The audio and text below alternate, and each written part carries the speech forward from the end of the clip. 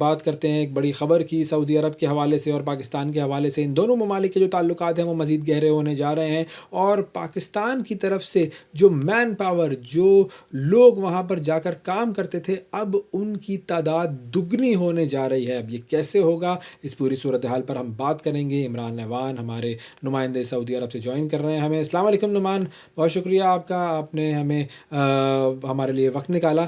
یہ مجھے بتائیے کہ حکومت پاکستان نے سعودی عرب کے لیے جو افرادی قوت ہے اس کو دگنا کرنے کا ہدف طے کیا ہے، اس برآمد کو، تو اس کی تفصیلات کیا ہیں؟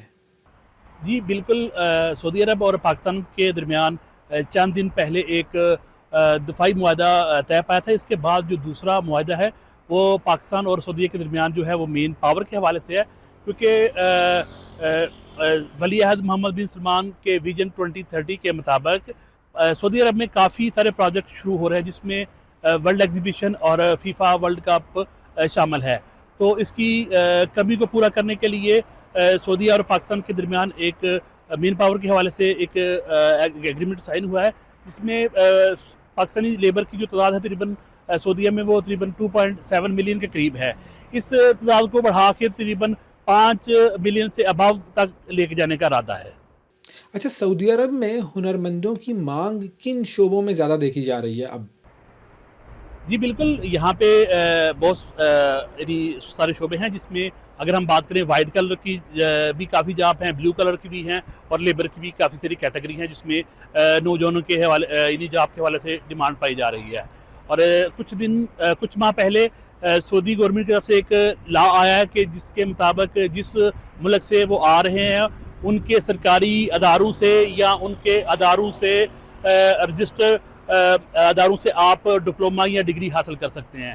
تو اگر ہم بات کریں یہاں پہ انجینئرنگ اور جو لیبر کیٹیگری ہے اس کی کافی ڈیمانڈ ہے، الیکٹریشین ہے، پلمبر ہے، میسن ہے، اس کے علاوہ الیکٹریشین اور دیگر جو شعبے ہیں اس میں تقریباً ہر شعبے میں یہاں پہ ڈیمانڈ پائی جا رہی ہے، چاہے وہ بلڈنگ لائن کا ہے یا انڈسٹریل شعبے سے ہے۔ تو یہاں پہ جو لوگ بھی پاکستان سے آئیں وہ ان کو ضروری ہے کہ وہ اپنا ساتھ جو پاکستانی اداروں سے رجسٹر ادارے ہیں ان سے وہ سرٹیفکیشن حاصل کریں، چاہے آئی ٹی ہو یا بلڈنگ لائن ہو۔ اور پاکستانی نوجوانوں کے لیے اس میں کیا مواقع ہیں؟ نوجوانوں کو کن شعبوں میں ٹریننگ حاصل کرنی چاہیے؟ جی سعودی عرب میں جو زیادہ تر جو لیبر کی ڈیمانڈ ہے وہ تعمیراتی شعبے میں ہے، جیسے کہ انجینئر ہے اور سرویئر ہے۔ اگر ہم بات کریں لیبر کی تو لیبر میں کارپینٹر، پلمبر، میسن اور الیکٹریشین، اسی طرح ڈرائیور وغیرہ، لوڈنگ ان لوڈنگ، اس طرح کے شعبے ہیں۔ اس کے علاوہ اگر ہم بات کریں آئی ٹی کے حوالے سے تو آئی ٹی کے حوالے سے ڈیولپر، سائبر سیکیورٹی اور اے آئی کے جو ایکسپرٹ ہیں ان کی ضرورت ہے۔ اور اس کے علاوہ اگر ہم بات کریں انڈسٹری کے حوالے سے تو وہاں پہ ٹیکنیکل انجینئر، الیکٹریکل انجینئر، اور اس کے علاوہ ٹیکنیکل جو سپورٹر ہیں، اور اس کے علاوہ ہیلپر ہیں، ڈرائیور ہے، اس کی بھی کافی ڈیمانڈ ہے۔ اور یہ جو تکامل پروگرام ہے اس کے تحت پاکستان اور سعودی عرب کے درمیان شراکت داری کی تفصیلات کیا ہیں؟ جی بالکل، سعودی ادارہ تکامل اور پاکستانی ادارہ نیفٹیک کے درمیان ایک ایگریمنٹ سائن ہوا ہے، جس کے مطابق جو لوگ پاکستان سے سعودی عرب آنا چاہتے ہیں ان کو نیفٹیک سے پہلے اسکل ویریفیکیشن کروانی ضروری ہوگی۔ اس کے بعد یعنی سعودی ایمبیسی سے ان کو ویزا گرانٹ کیا جائے گا۔ اس کا جو طریقہ کار ہے وہ نیفٹیک کی ویب سائٹ سے پہلے ان کو اپائنٹمنٹ لینی ہوگی، اور ان کے جو ڈیفرنٹ سینٹر ہیں ان پہ جا کے ان کو وہ اسکل ٹیسٹ دینا ہوگا۔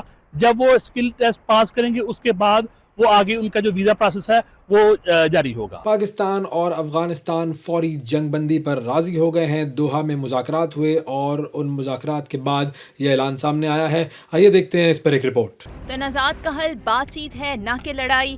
ایک بار پھر ممکنہ جنگ مذاکرات سے رک گئی۔ پاکستان اور افغانستان فوری جنگ بندی پر راضی ہو گئے۔ پاک افغان تجارت جلد بحال ہونے کی امید۔ پاکستان نے جنگ بندی معاہدہ خوش آئند قرار دے دیا۔ پاکستان اور افغانستان کے درمیان جنگ بندی کا فیصلہ دوحہ میں ہونے والے مذاکرات کے دوران ہوا، جس میں قطر اور ترکیے نے ثالث کا کردار ادا کیا۔ दोनों बरादर ममालिक ने आइंदा चंद दिनों में मजीद मुलाकातें करने और दोनों ममालिक के दरमियान अमन और इस्तेहकाम के लिए मुस्तकिल मैकेनिज्म बनाने पर भी इत्तफाक किया है। कतरी वजारत खारजा के बयान में कहा गया है कि जंग बंदी खित्ते में पायदार अमन के कयाम की मजबूत बुनियाद फराहम करेगी। उन्होंने उम्मीद जाहिर की कि जंग बंदी दोनों ममालिक के दरमियान सरहदी कशीदगी का खात्मा भी करेगी। वजीर खारजा इसहाक डार ने सोशल मीडिया पर बयान जारी करते हुए कतर और तुर्की के तामीरी किरदार को सराहा। आइंदा की हिकमत अमली पर बात करते हुए उनका कहना था कि तुर्की में होने वाले आइंदा इजलास में ठोस और काबिल तस्दीक मॉनिटरिंग मैकेनिज्म के कयाम की कोशिश की जाएगी। इसहाक डार का मजीद कहना था कि अफगान सरजमीन से पाकिस्तान के खिलाफ दहशतगर्दी के सद्देबाब के लिए इकदाम जरूरी हैं। मजीद जानी नुकसान से बचने के लिए तमाम मुमकिन इकदाम पर अमल दरामद करना नागुज़ीर है। वजीर दिफा ख्वाजा आसिफ ने पाकिस्तान और अफगानिस्तान के दरमियान जंग बंदी माहिदे की तस्दीक करते हुए कहा कि दोनों हमसाया ममालिक एक दूसरे की सरजमीन का एहतराम करेंगे। दूसरी जानिब दोहा मुआहदे के साथ ही सरहदी कशीदगी की वजह से बंद पाक अफगान तिजारत की बहाली की भी उम्मीद जाग उठी है। सरहदी बंदिश के बाइस जहां पाकिस्तान और अफगानिस्तान की सरहदों पर गाड़ियों की तवील कतारें लगी थीं, वहीं सरहद के दोनों जानिब अशियाए खुरोनोश की कीमतों में भी बेपनाह इजाफा देखा जा रहा था।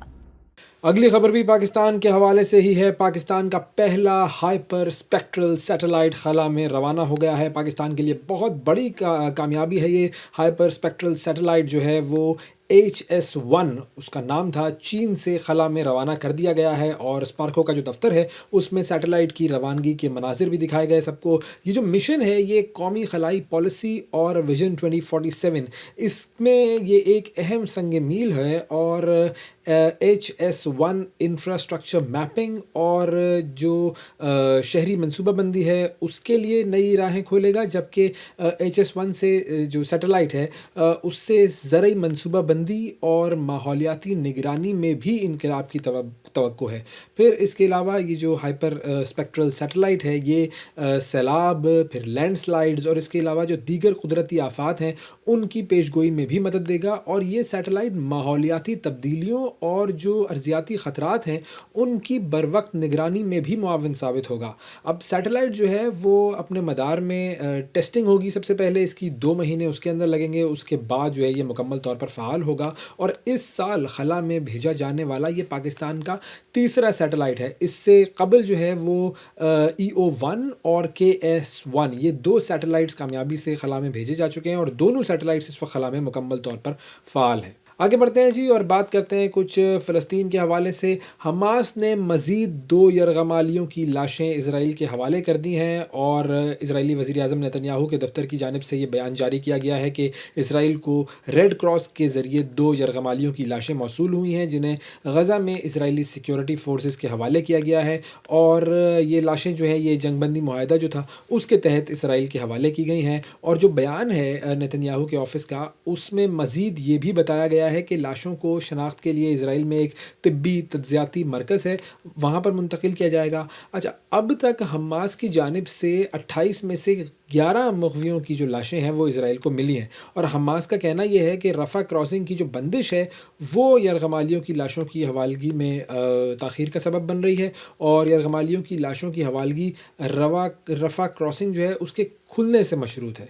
दूसरी जानिब जो अमरीकी महकमा ख़ारजा है उसने एक ख़र्चा फिर से ज़ाहिर किया है और उन्होंने ये कहा है कि हमास जंगबंदी की ख़िलाफ़ वर्जी कर सकता है। हमास की जानिब से जंगबंदी की मुमकिना ख़िलाफ़ वर्जी की मुस्तनद इतलात उन्हें मिली है और ये जो बात है अमेरिका की, ये बात हम सबको पहले पता थी और अमेरिका इस तरह से अपने आप को ये ज़ाहिर कर रहा है कि जैसे हमास ही हमेशा जंगबंदी की ख़िलाफ़ वर्जी करता है, जबकि हम बारहा ये बात सारी दुनिया के सामने पेश भी कर चुके हैं और सारी दुनिया ये बात जानती है कि इसराइल की तरफ से हमेशा खुले आम जंगबंदी मुआहदों की ख़िलाफ़ वर्जियाँ हुई हैं। अब इसी हवाले से इसराइली वज़ीर आज़म का जो ऑफ़िस है उसके मुताबिक गज़ा और मिस्र के दरमियान वाक़ जो रफ़ा बॉर्डर है वो ताहुक्म सानी बंद रखने का फ़ैसला कर لیا گیا ہے، اور اس بیان میں یہ کہا گیا ہے کہ اسرائیلی مغویوں کی جو لاشوں کی واپسی اور طے شدہ فریم ورک کو نافذ کرنے میں حماس کے کردار کو دیکھتے ہوئے پھر رفح بارڈر کھولنے پر غور کیا جائے گا۔ تو یہ بیسکلی ان کی ایک اسٹریٹجی تھی کہ ہم ایک پوری دنیا کے سامنے ایک جھوٹ بولیں گے